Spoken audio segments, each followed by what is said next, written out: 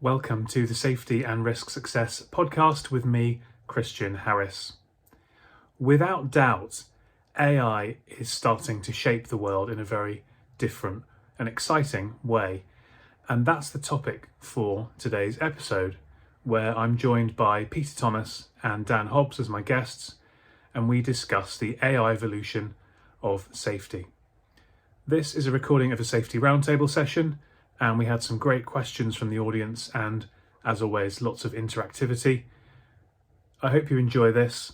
If you're not riding the wave of AI, then I'd encourage you to get on board and start exploring, start developing your thinking, and start seeing how AI can help you.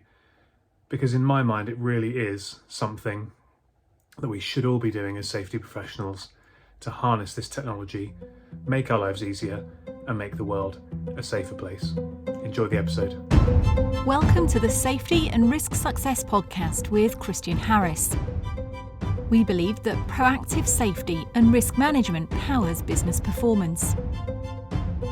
Each week we explore this theme, sharing guests, stories, insights, trends, hints and tips. You can find us on all the major podcasting platforms, and video versions are available on YouTube. But for now, let's join the conversation with Christian. Okay, good afternoon, everybody. Thank you for joining this safety roundtable session with myself and two very special guests. Got a great topic today, one that we have touched on before on the safety roundtable and on the podcast, but I think we can go into some more detail today because this is a topic that's always evolving and changing, and it's something that we need to keep abreast of everything that's happening at all times, I would suggest. So thanks for joining as we talk about what we've called the digital evolution of safety. So lots of you on the call, which is great to see, and there's people joining us on live streams and all sorts of other things as well. I'll do a very quick intro to my guests. So firstly, we've got Dan Hobbs, who is the CEO and founder of Protex AI. Dan is an expert in AI in terms of video, and he'll explain what he does in a minute, I'm sure, but really interesting, exciting business. And then we've also got Peter Thomas, who is a safety professional but has a keen interest in technology within safety and has recently launched his own podcast called, I think it's called My Safety Tech Podcast, or I think that's the right title for it. So we've got two great experts to talk about this topic today. And as always on these sessions, they are interactive. So do fire in questions and comments into the chat. I'll be monitoring those as we go along. And there's also the opportunity, if you're joining us on Zoom, to go to reactions and raise your hand, and I can call you up and you can literally join in the conversation in person, for want of a better term, even though we're on Zoom. But you know what I mean, the difference between typing something in the chat and actually getting involved. So let's get started then. I think what would be good as a first point of call is just to kind of define what we mean by AI. So what types of AI are there? And, if we're going to start talking about AI, are we talking just about generative text? Are we talking about other things, etc.? Dan, you and I attended an event before Christmas where we talked about this topic, and you gave a great explanation. So I wonder if you could start us off by giving us a bit of a definition of AI in this context. Sure. Yeah, sounds good. And thanks for having me, Christian, and to meet everybody. But yeah, I think when people think of AI in general, maybe to as a preconception to it, I think everyone jumps to ChatGPT when they think of AI and artificial intelligence, especially what's happened in the news over the last little while. I think a big thing though to understand is AI isn't just that. That's thing called generative AI. So it's one type. So you can look at it from broad AI, which is everything and anything, and then narrow AI being each individual segment of what AI can be. So that can be anything from using sensors to the generative AI. So creating things. You might have seen people in the last few weeks, where OpenAI just released, you could create videos on just totally self-generated through these systems, but also other things like computer vision, which is what we use. We use camera systems and AI around that. So there's a whole different type different types of AI. But it depends what task you're trying to achieve. Depends on what type of AI you use in that regard. Perfect. So we're going broad and wide, and there's loads and loads of use cases. And Pete, you've had some people on your podcast talking about this. I mean, anything you want to add for Dan's perspective there, or anything particularly around the safety area? Yeah, Christian, I'm glad you asked Dan that question first. Rather than us, the safety professional, you might have got a very different answer. But yeah, certainly at the moment, in terms of health and safety, and in terms of the podcast, we've got the likes of what Dan does, but we're also seeing a lot of closed large language models. So as Dan said, large language model is similar to that ChatGPT, but we're seeing closed large language models. So these are it's effectively a language model that's been built by an organization. But they've specifically trained it on everything from the HSE, all of the documentation from OSHA, from EU OSHA. So it only knows health and safety. So when we look at large language models and you ask ChatGPT a question, it can answer on anything because it's taken the information from anything.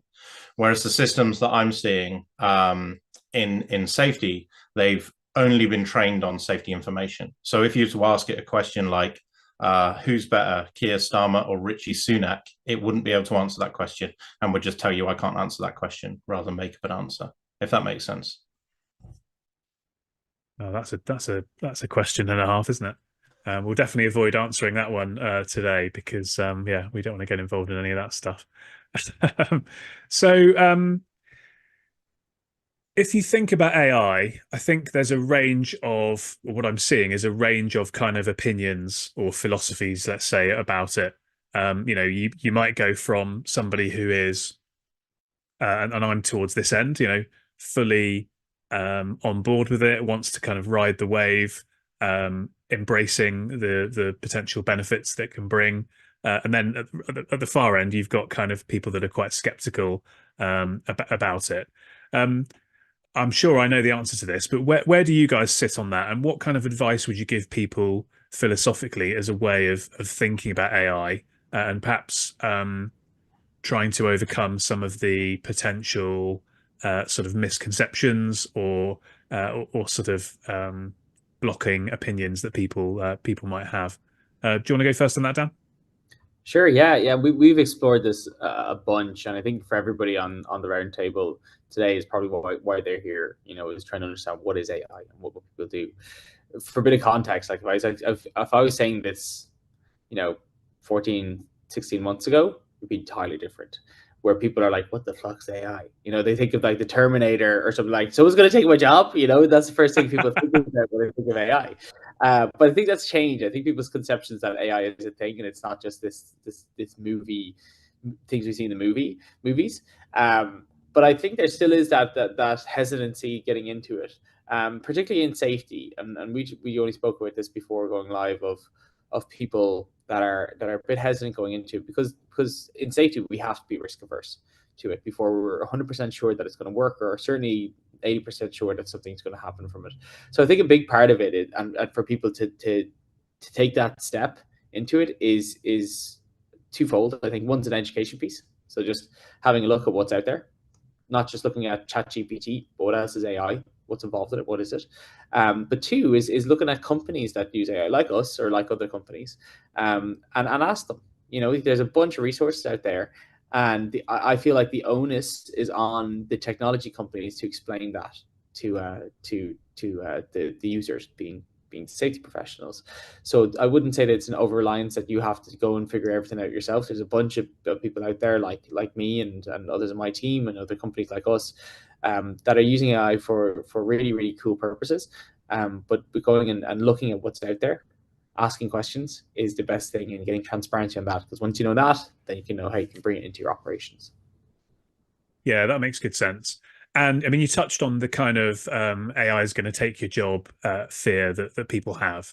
How would you kind of define or categorize AI, in that perspective? Is it something that is going to be massively disruptive and change the whole world, or is it something that is a bit fun and at the other end of the spectrum, a bit fun and fluffy, and it's not really going to change anything? Or, where does it sit on there, and how would you kind of explain it as, a tool, a resource, or whatever you want to use in your words, Dan? Yeah, that's a really, really great question. And I think that's something that is a big consideration when looking at AI in the first place. I think from the offset is AI is a tool. What AI does is it gathers and organizes data in much better ways than how we're doing it currently. So if you can imagine a safety professional's job now, is they go out and the first protocol is trying to figure out what the fuck's going on. Doing a site walk or trying to figure out different things like that. That's your first protocol. Once you have that, then you can make decisions and you can be impactful and you can change the way people work. That data collection piece and that understanding of what's going on can be hugely enhanced with AI. So seeing it as a tool of data collection, that's really where you should start your steps into AI, is saying, okay, well, what I want to do here is get more data. How do I get more data? I can't be everywhere at once. And moving into that. I think a really important thing, like you said, on the other end is there can be a case where AI just becomes a sexy thing that you use maybe a system that you use once every month or once every 6 months, and it's kind of cool to have there and becomes a shiny thing. And that's a really, really important thing. There's going to be change management, whichever way you bring in AI into your system. But the really, really, really important thing to that is that it has to be involved in your current workflows. It can't sit separately to how you work. So we have clients that have us as a KPI in their like weekly stand-ups or daily stand-ups, where they have a PowerPoint slide on what Protex has picked up, and having that ingrained in how you're in your current workflows is really, really important. So taking the time to work with the technology providers to stop and say, well, how are we doing this? How should we work on this on a daily basis? Is an important aspect when you're bringing in any type of technology like this. Good stuff. Pete, I was going to ask you from a safety perspective. Obviously, safety is all about protecting people, and the move in recent years, the trend has been, to make it about people and use people as not use people, but work with people to empower safety outcomes. And Arvin's put a question in the chat here about, as AI becomes more integrated into safety systems, how can we maintain human oversight and accountability? So from a sort of safety perspective, how do you weigh up those things where there are these potential positives, but there's also this potential question around, if this is all about human behavior, how's AI going to help us? Yeah, no, it's a really great question, Christian. In fact, when we posted about this on LinkedIn, someone asked me that question and said, well, look, you're never going to get away from this human interaction. Safety is all about human interaction. But, I am a safety professional. I'm not a tech guy. I've sort of come into this, but I look at how much time I spend behind a computer, and I'm sure other safety professionals will resonate with this, how much time I now spend behind a computer analyzing information or accident statistics or data, or writing risk assessments, or researching things, or producing policies, procedures, things like that, even emails. It's an awful lot of time that I currently spend on this stuff. That means that I don't get to spend time out on site and with people face to face. So, for me, that's really simple. I don't think AI is going to replace that human interaction, but I think it will free up time that I spend doing other things and make that human interaction better. Not only give me more time, but allow me to focus on the things that are really important. Yeah, I think that's a great ambition, isn't it, and a great use to leverage the technology, because AI can do a lot of great things, and it'll start doing even greater things as we go along. But I feel like it's never going to fully replace the human element. So therefore, if we can within the safety world start to leverage this technology, AI and other technologies, to enable us to spend more time doing those things where we're adding the most value, I think that's where we can really, really benefit from it. Dan, would you give us a quick overview of some of the kind of current use cases that you're seeing in the safety world? So obviously explain what you guys do, but then perhaps some of the other products that you've seen out in the marketplace. And then Pete, I'll ask you the same question to come in on anything you've become aware of as well. Sure. Yeah, I'll kick off. So maybe a bit of background on what we do at Protex AI. So we link in with existing CCTV systems to identify danger before people get hurt. So what Protex does is it looks at the behavior trends that leads to accidents, so that you can stop the behaviors from happening rather than waiting for accidents to occur. So if you know Bird's triangle or Heinrich's triangle, we're trying to widen that base at the bottom so you can make decisions way down there rather than having to wait until somebody it can be fatally hurt or in general gets hurt. So some use cases are things like forklift.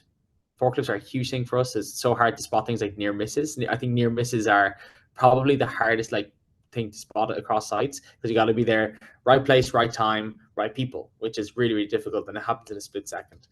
The problem with those is if those things like near misses or ergonomic issues are another big thing. If those things aren't spotted, they just keep happening and keep happening and keep happening until they're not misses anymore and someone gets really hurt. So we work a lot on kind of behavior stuff, on forklift behaviors, things like ergonomics, things like PPE detection, exclusion zones, walkway misuse, all the type of stuff. And we're really good at it. So we've been, on average, we get a risk reduction between 74 and 80% on site, which we're really happy about. And at the same time, I think people have to be aware that AI isn't magic, you know, where they think, so someone asked us one time if we could identify gas leaks with a camera. And I was like, well, we can't really, because you can't see that, right? We get other ones. We get we get asked one time if it was mobile phone usage across the site. And they said, well, if they walk behind a van, can you see that? And I was like, no, it doesn't have X-ray vision. So things like that. So you have to be really, really conscious of what we're saying, what it can do versus what you think it could do. But there's other technologies like gas sensors and things like that, or you know, even things like sensors for different things like leaving doors open and stuff like that for heat. They're better in certain cases. But we do what we do really, really well. But there's certainly limitations on what you can do. Yeah, I like that. And that's definitely true. You got to, with any technology, everything, well, even people, right? We all have our limitations, and technology is no different. Pete, what other things have you come across? Yeah, wow. Okay. So fire doors in the NHS. Previously, I worked in the NHS. Fire doors are a massive issue, huge cost to the taxpayer, absolutely huge. And there's a lot of different guidance, a lot of conflicting guidance that says you need to inspect fire doors based on how often they're used. So how do you know how often they're used? And this comes back to Dan's sensors. So if you have a little sensor on a door that costs really minimal cost compared to a check, it can go back to a system. You can see how often it's used, and then you can implement an accurate inspection frequency based on how often it's used. And that's, for me, that's one thing that I just think is amazing. There's a Safety AI, which is the Navitec WhatsApp integration. And I really love this system. So this is a closed large language model that's been trained, like I say, on the HSE, OSHA and EU OSHA guidance. And you can ask your WhatsApp a question. And sorry, I got a pop-up on my screen. Right. You can ask your AI a question in WhatsApp. It will give you an answer. But, you know, we've already talked about trust in these large language models. So what it does is it also cites your references. So it will reference all of the HSE documentation that's relevant, and you can click on the link. Now, previously, to find this, you'd have to pay licensing to a large platform. This system really, in comparison, is pennies. And one of my favorite things about this system is I can ask it a question in English, and it could spit out the answer in Polish or an Indian dialect or whatever language. So if I'm trying to communicate that and actually build that communication with the team on site, that's really helpful, and that's something that's really exciting to me. And then the other thing that I'm really excited about is the risk assessment and the application of AI to producing risk assessments, you know, because there's a very moral argument to what we do. And, you know, we know from the statistics that, you know, well, the HSE's workplace fatality statistics that you know, that they've not changed in the last 7 years. You know, they're still there. So, you know, we're all safety professionals. We're all doing a good moral job. We're all working hard. And I think we're like 97% of the way there. But if AI can help us get this little bit further, then I'm really excited, because one of the beauties of these systems is the more people you have using it, the more companies within your industry, it shares knowledge. Anonymously, it will share knowledge with all of the other organizations within your sort of sector, in your industry, and that way it will learn, and it will know a lot better than what we do as to which of the control measures is the one that actually makes the difference. Because sometimes when we write a risk assessment, we put this massive shopping list of control measures down as safety professionals. But sometimes it's quite hard to actually identify with sort of quantitative data which one of those is the one that's really, really important, which one of those is the one that makes a difference. Well, AI has this ability to analyze all of this information, way more than we can as professionals, way more than we could ever ingest. And it will have that ability to help make that workplace that extra 2, 3, 4, 5% safer. Yeah, definitely. Someone's asked about could we use AI to create COSH and risk assessments? Probably about a year ago, or just over a year ago now. It wasn't long after ChatGPT came out. I thought it would be fun. Perhaps this tells you why I don't get invited to many parties. I thought it would be fun to see how much of a health and safety policy I could create using ChatGPT in 10 minutes. So I timed myself and I videoed the whole thing and recorded it. And I posted it on LinkedIn. I'll find the link and send it out. But, you know, within 10 minutes flat, I had created a pretty decent, you know, high level health and safety policy for, I think I called it Harris's restaurant with 150 covers or something like that, you know, and that was just done with no time or effort at all. And you got something that was the basis of, you know, a policy. Obviously, you wouldn't then just rubber stamp that, sign it off, and start implementing that. And I think that's where we need to, as the guys have said, exercise some caution here about the context and what this technology can actually do and can't do. But just think of the time saving. Going back to your point, Pete, about, you know, we can use this to get more time in front of people. You know, that's just one example where using ChatGPT you can achieve some good outcomes. Yeah, and I mean, sorry to interrupt, Christian, but no, go ahead. yeah, there's I know Tim is on the call. You know, there is a system called Intuity that, like I say, is not ChatGPT. It's not learnt from the newspapers or the press or whatever's on Google. You know, they've trained the system only on the HSE or the relevant industry guidance that's relevant to that industry. So it's got a lot more credibility, a lot more reliability, and that's where we're moving very quickly.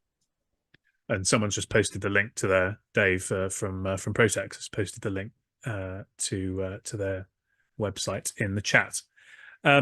So we've started talking a bit about this, but where would you say you see the potential advantages and I suppose the risks, the downside risks? Dan, what are your thoughts on that? I think it's what people use it for. I think, you know, it's use the power for good instead of evil, right? So that's definitely something to take into consideration. I think when we always talk about managing by the collective, so massive part of what we do projects, and I think AI in general, like, is first off understanding that safety isn't an individualized behavior. And certainly, I don't believe it is. I don't think it's, you know, you solve one person doing things, you solve everything. If you're looking at someone here and solving that, there's probably a different person doing something elsewhere. So I think let's just take that into consideration on looking at it from a collective approach, not the individual. A big thing what we speak about is to see the forest, not the trees, where you're looking at it from a wider perspective. Because if you can solve that, and that's what we've done, you know, we've helped them to solve that in order to solve the collective approach to it, and that's where you reduce risk. How you do that is a really interesting thing. So sensors are actually becoming a lot less popular.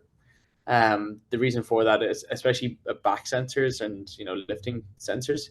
The reason for that is the privacy piece. So we're seeing that a lot across Europe where sensors are being used less because they're targeting individuals, and there's a lot of pushback on it. And they can only also be used for one specific use case. That's now being seen in the States. A lot of stuff like things like truck drivers looking at the safety stuff, that is active in the States quite a lot with companies like Samsara and Linux. However, in the EU and the UK, it's not really a flyer because it's literally watching someone's face and seeing what they're doing. So there's a lot of pushback there. So I think that's where the downfalls are, is when you start individualizing it. But things like sensors and specific cameras like that, where you're tracking individuals, is where people fall and get a lot of pushback. Yeah, there was a question here about how do you kind of overcome the perception of the kind of big brother piece, which I think you kind of touched on there. And I guess we need to, generalize, not be too specific, take the individual out of it. It's not about the individual and their behavior. It's about the behavior of, of them within the group, and what we can learn from that to try and mitigate risk. Yeah, exactly. And there's some cool text like even I saw Daniel McGuigan put in about the fleet safety stuff, which is what I mentioned there. But also they can be used for really cool stuff like route management for safety side of it. So that's where it's looking at it from a collective approach. It's looking at all of the fleet at once rather than the individual drivers, which is really neat. So that's a really exciting way Daniel's using the technology in AI. Yeah, I love that. Pete, we were chatting the other day on the phone about you've mentioned some of how you would see the main benefits. We were talking about some of the kind of downsides, and we both had a different way of saying roughly the same thing. Should we try and redo that point? Yeah, I think I know what you're talking about. But yeah, we were talking. So for me, if I look at AI and how I can see its implementation in a company over the next few years, it's in relation to safety data. So how we store our safety compliance documentation, how we store and log our accidents, incidents, near misses. And in my experience, and I know I can't speak for all safety professionals, but I've worked in the industry a long time, our data is usually quite messy within health and safety. Accidents will be in a series of different Excel sheets that have all been exported from different software systems. And I think what's going to happen is I can see where we'll have an AI, let's say Copilot, because let me talk about Microsoft Copilot. We'll have AI, we'll have Microsoft Copilot, and we'll integrate that into our data. And the old adage is garbage in, garbage out. You're going to try and plug an AI Copilot or AI assistant into what is effectively junk data, and it's going to try and give you answers. And like one of the things that we talked about was, say, if you take accident, an accident form for most companies, and I've seen it where it's like, why do we record these 30 different points on an accident form? We don't have to unless it's RIDDOR or someone's been injured.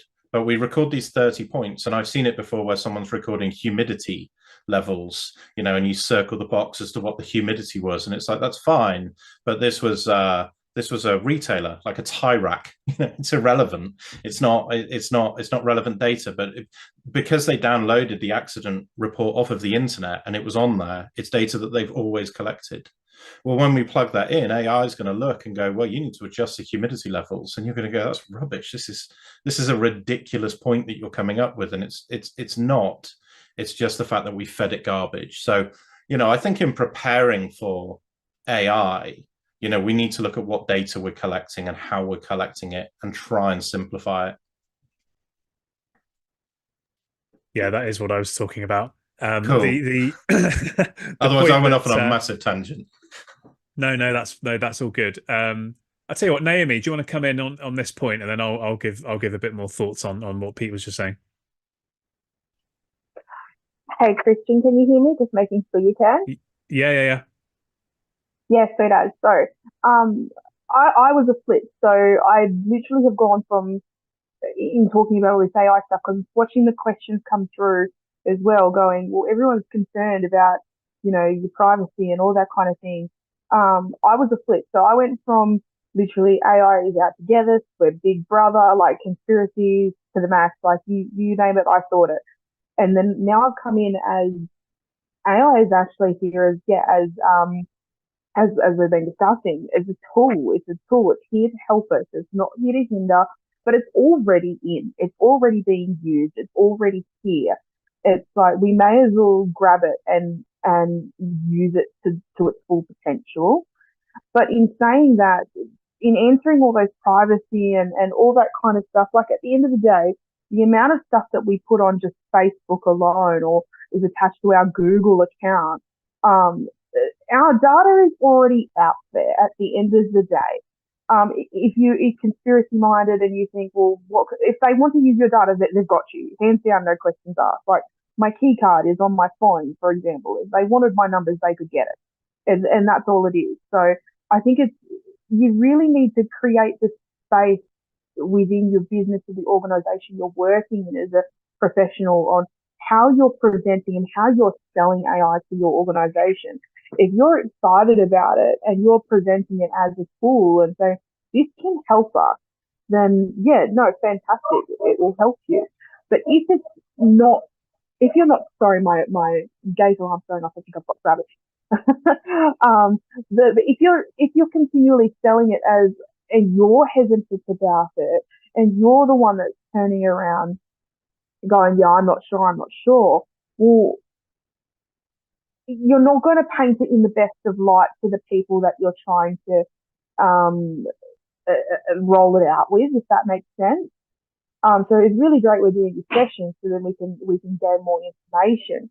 But I think if for anyone who's unsure even after this session, just go and do as much research as you can, find as much research as you can, and don't be worried about the data that you're plugging into these things. At the end of the day, like, your organization and their IT experts make the decision on whether a tool or an application is good and usable within your business from security and things that you have.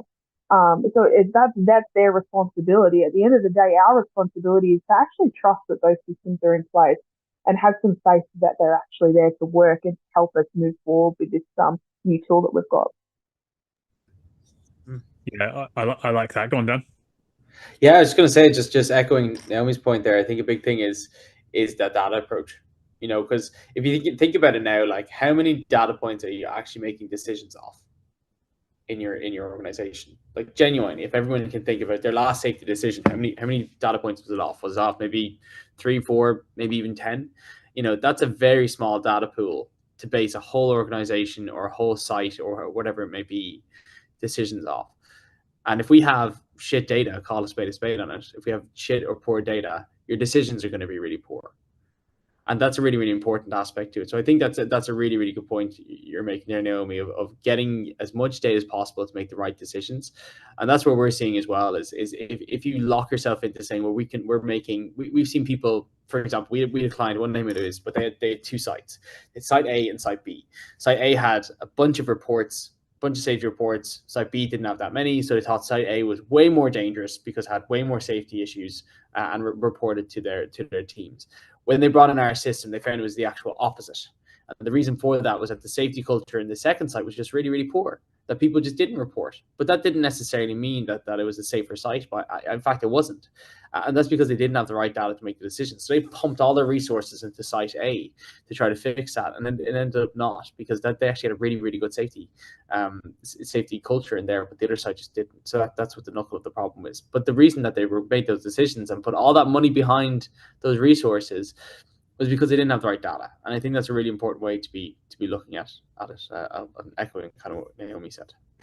Yeah, I'd agree fully with both of your points, and actually, it's going to go into what I was going to say anyway. Interestingly, and as Naomi was speaking about, the fact that we've got to accept that all this data is already out there about us, the expression that came to mind was that ship has sailed, and that's going to make Pete laugh, because the analogy I was going to give when he and I were talking, the analogy I gave to him about how I see AI is that it's like an accelerator or an accelerant, and I said, look, if you're Christopher Columbus and you're trying to find, trying to go out exploring and find India, if you had a modern ship versus the ship you had back then, you'd get there much faster.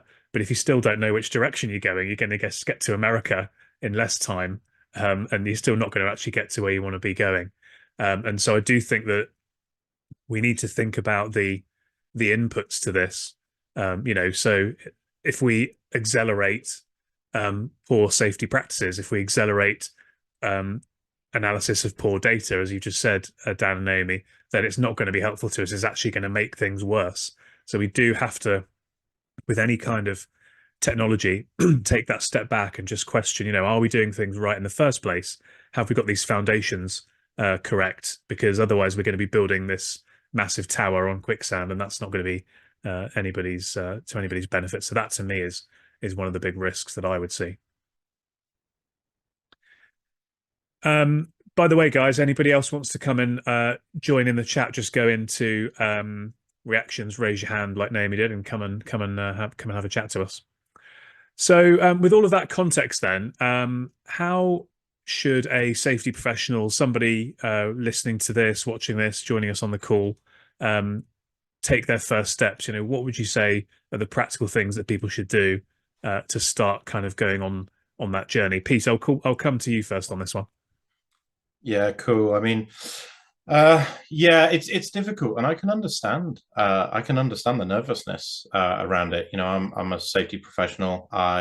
I've done the IOSH, the NEBOSH journey, and at no point throughout any of that does it talk about digital management of documentation. And it was only under the Building Safety Act and the requirements under the Golden Thread and this requirement to digitally manage documentation. And I went to the FPA and I said, at an event, and I said, have you guys done any training on this? Because I've done loads of your courses and I still don't understand digital management of documentation. I kind of realized this thing was coming, and I want to be relevant in the industry. I've got another 15 to 20 years left in this industry, and I want to make sure I keep up with it. So for me, it was a must do. And I can have the fear and the trepidation about AI, but it's not going to help me if it comes anyway. It's not going to help me to be a better safety professional. So to me, I was just like, I need to get on board with this. So the first thing I did, honestly, I got on YouTube and I started watching some videos on it, but it's okay, but some of them are fairly complicated and it's not very clear. But I think there are some great safety professionals out there that are starting to put information out there in our language, and I have set up my Safety Tech podcast. By all means, please listen to it, but at the same time, I'm not twisting your arm. I thought that would be the first thing you'd say. Oh mate, I didn't want to be cheeky, but it's not a selling platform. But I have set up this podcast, and my rationale was that I wanted to have conversations with people like Dan, say for instance, and have a conversation from the point of view of the safety professional and try and be that conduit between tech and the safety professional. So I'm not, pretending that I'm some tech expert here. I'm a safety person with a keen interest in it, and I'm trying to find this middle ground. But I'm not the only one. Peter Jenkins from Simple Foundry, he's great, and you had him on your presentation last time. Really practical as to how we can use tech, how we can use simple things like Microsoft Teams, SharePoint to make a safety system more efficient and quite cheap. And then later on, we can integrate Copilot into that system, and you've now got an AI platform without even really getting too technical about it. So yeah, I think it's a complicated topic, but I think there are safety professionals who are starting to make that transition into helping educate other safety professionals. We're doing our best. Yeah. And are there any particular, we spoke at the start about, the fact that AI is quite a broad church. Are there any particular areas that you feel are most accessible? So if somebody was thinking, like, I want to dip my toe in the water here, which sort of area do you think they would maybe be best at starting off at? Wow, great question. Yeah, I would say, honestly, the Microsoft tools are really cool. Genuinely, the Microsoft tools are really cool. Teams, that's really awesome to start building files on and start building things. And then you can get Copilot really quite cheaply, if you want to play with it at home. And Peter Jenkins, like I say, has got some great advice on this. I'm loving the app that Prakash Sanghaни's done. I love that safety AI app from Navitech. You can find it all over LinkedIn, and it goes on to WhatsApp. Sorry, actually, you log on and you literally message it like a WhatsApp friend, and it's like a closed language model, like a closed chat GPT. I've got to give that a shout out because I think that's really brilliant. And I think it's free to trial as well. So yeah, that's really great. That's one of my favorite words, free. Yeah. Gotta love that. Debbie, you've got your hand up. Do you want to unmute? And have you got a question for us or a comment? Yeah, I mean, I'm coming at it from an asbestos perspective, obviously. My biggest challenge is I understand the AI, I love computers, I love it all being easy to use. The difficulty I've found is that if we do, say, a management survey on a building and the asbestos register is put within IT, so everyone can go onto a platform and they can view the live register, that part of it's brilliant, that's fine. But then the company or whoever owns the building decides that the contractor is going to do some work and a pre-refurb survey needs doing because it's more invasive. The contractor, because the company that owns the building, in my opinion, is naive, they get the contractor to do the survey. that information stays in the pack with the contractor, is very rarely then fed back to the client that owns the building. So the register's then not updated.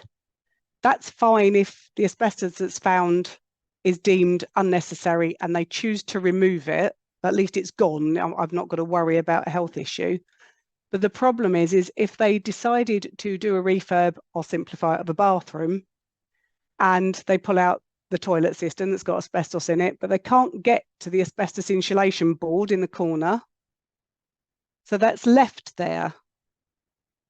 The technicality seems to be, or the downfall is then the administrator within the owner of the building doesn't get the data, doesn't put it on the register, so it's incomplete. So you're probably back to whatever you feed it is all it can feed you back.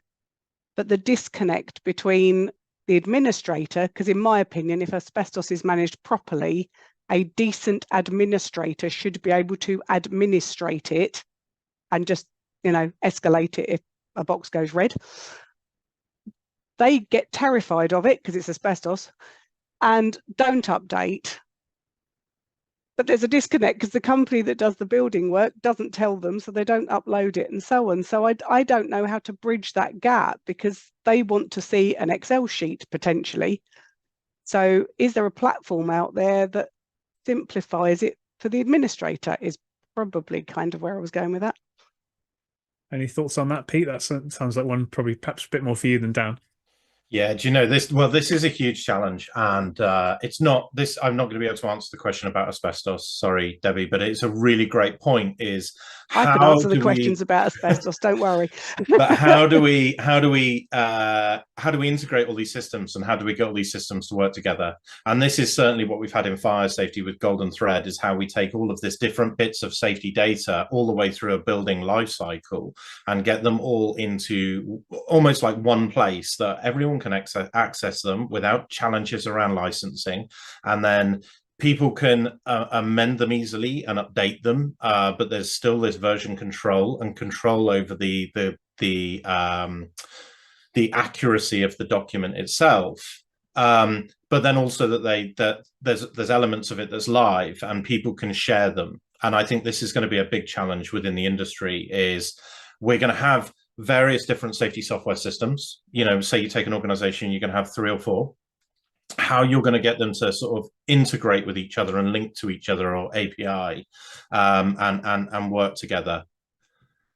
And that is a challenge. But I think it's not a challenge that we necessarily need to tackle as safety professionals. I think it's a challenge that the tech side, on the industry side, needs to look at.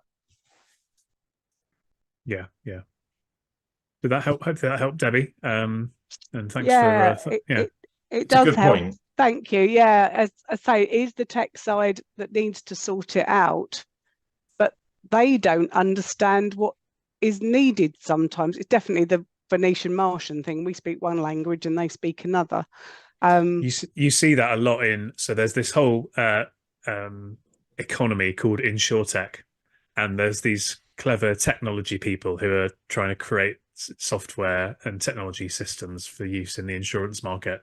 And you stand there as an impartial person that knows a bit about insurance, and you look at some of the stuff they've created, and it's fantastic from a tech perspective, but is it actually solving the problem of the insurance market? And I think that is the big challenge, isn't it, with all of this stuff, is how to marry up the advances in technology, whether it's AI or anything else, with, is it actually really going to solve a problem, or is it just something that is kind of cool and interesting and exciting, but I'm not going to rely on it, and therefore what value does it bring?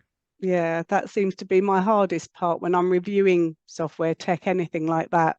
So the system we use is bespoke. I designed it. I got someone to program it. I like to think I have a basic understanding. But I mean, silly things, I would say a phrase to them. I think the best things for a building, and talking to an architect, they'd drawn up a plan that had a void written on it. And I'm looking at it going, why is there a void in the middle of the stairs? In their world, it was a beautiful pendant light. In my world, it was where you shove pipework. So I think that's where the safety element of us as advisors we've got a responsibility to make sure it is fit for purpose, because they go running off down a rabbit hole, program something that's no good to man nor beast, and it is overcomplicated. You know, my asbestos management plans, I did them at the beginning of COVID because I overcomplicated them and then pared them back. And HSE loved them, and they are just literally an Excel sheet.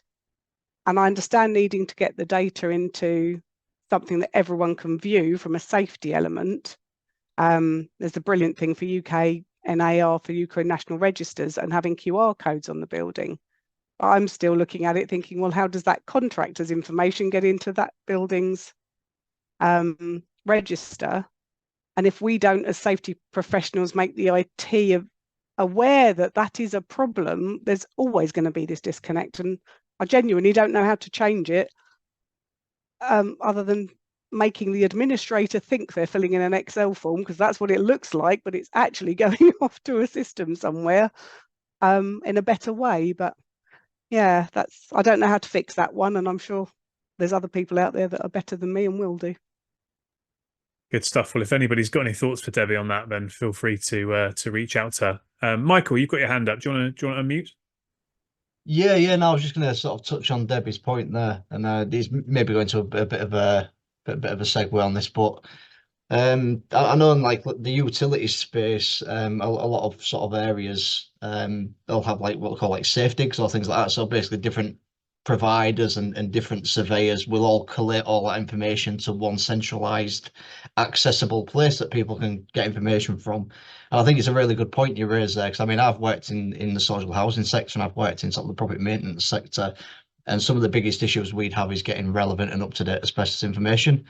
And I think it'd probably be a really good shout if there was a similar initiative for sort of commercial buildings or properties that are managed commercially, to have that centralized database that people could draw from, because then it wouldn't matter who did the survey, because it'd all feed to that one location. Obviously, that's a sort of a big sort of policy picture I'm painting there, but it just sort of made me think that, you know, they can do it for utilities. Surely it wouldn't be that difficult to sort of bring a similar initiative together for something like asbestos within buildings. Yeah, no, definitely good thoughts there. Thanks a lot, Michael. Dan, just going back to what I was chatting to Pete about a second ago, where would you advise somebody who has not really done much in this space now to get started? Can you think of any particular resources or places they could go, or, you know, where on the spectrum of AI do you think they'd be good to dip their toe in the water? Yeah, I think there's twofold you can go by it. I think the best thing is just there's a lot of AI safety companies out there now, including us. Like, if anybody's interested in, especially in what we do, we're very happy to just chat. It doesn't have to be anything about, hey, do you want it in your site or anything like that. We can just give a lot of info on it. Leverage off off the technology providers. This isn't, you know, even like this time, I've been every conference I go to now, there's more and more AI companies coming up. Get onto them. That's your first port of call. You can look at, I think I do agree with Pete's point on like with Microsoft Copilot and things like that. They're good, but there are technologies out there very specific for safety, like ourselves, to make sure to leverage off that. That's why I say one port of call. The other thing you can do as well is look internally. Like, what are your issues? What are your biggest issues on the site and in your day-to-day lives? And then go on and just literally put in that and put in AI. And I promise you'll get results back on Google that there'll be companies that are trying to solve that. A lot of really innovative companies trying to solve that too. So make sure that you're leveraging off that. So I'd say, yeah, leverage off the existing technology systems out there by just going onto Google and put in AI safety or AI reports or whatever it may be, and you'll get really good results back. Yeah, good pragmatic advice there. We had a question, Dan, which I'd love your input on, which was actually from Michael, which was, do you see any issues arising in terms of liability from closed language models designed to support risk assessment? Would this essentially make the tech provider vicariously liable or technically a consultant? And I guess you could apply that same question to you, which is what I think is interesting to ask. You know, if you're putting in your cameras and triggering things to happen, and, you know, is there any risk of, or is that a question you've been thinking about, that kind of liability point? Yeah, we've come across liability stuff a lot. Like we're never liable for something because we're essentially a tool that people use to get that information. I think safety is a bit different in that if you're looking at it, going back to that data question or data line of thinking, we're not trying to stop accidents as they occur. So it's not saying that it's, you know, forklift stop's going to hit someone and they get hit and there's a big problem and the system didn't spot it. Behavior isn't something that happens in the moment. It's usually repeated on those leading indicators. So I would say yes if you're trying to stop things like as they occur, and you're liable for not spotting those things. But that's not what we do. We try to stop accidents months before they occur. Where maybe if something slips through the cracks, that's not as bad of a thing. False or what is it? True negatives or true positives, whatever it may be, whichever it is. If you don't spot everything, it's not a terrible thing, but you can certainly expand that data pool. So if you're trying to stop accidents as they occur, there's liability. But if you're looking at it from the data approach, from the months prior to that, we're trying to stop the leading indicators, not so much. There was another interesting question there just to bring up, was the integrations piece. Yeah, go on.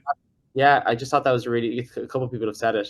I thought that was a really good way of thinking about it, and that goes back to my previous point of putting into your current workflows is really important. So it has to integrate the stuff. So look at your APIs, or always ask your technology providers what type of APIs they have in order to do that. I think a couple of people have said is there are current systems that do that. There are current systems like the Benchmarks of the world or Intellects, Safety Culture. All those kind of big companies do have APIs available. Just ask them if they have it with certain companies. So we have, for example, we integrate with pretty much everybody on the market at the moment in relation to having an API with them. But that's an important way to look at it. So I'm glad people are thinking about that already, of bringing it into their current workflows. Yeah, really important to think about that. And I suppose the other thing is to, with that in mind, is to just to consider being streamlined as well, because it's very easy. Think about it on a personal level. You know, how easy is it to subscribe to Sky and to Netflix and to Disney and to this and to that, and you end up spending loads of money for doing things that are not exactly the same, but they're kind of similar. And I suppose one of the big kind of existential challenges of the future will be, you know, is there a way to kind of achieve these integrations in a kind of partnership-based approach where, you know, everyone isn't looking to get their £100 a month or whatever it might be, but instead, could we bundle things together and do something for £100 a month with all of that functionality? So that'll be an interesting question coming up in the years to come. Before we finish off, and happy to take a few more questions, I just wanted to mention the next safety roundtable session, which is 2 weeks today, Wednesday the 6th of March.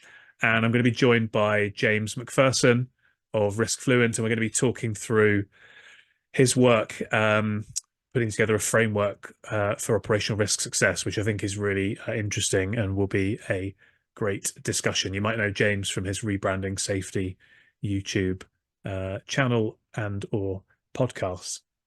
Funnily enough, I was the first ever guest on his podcast back in the day. So there we go.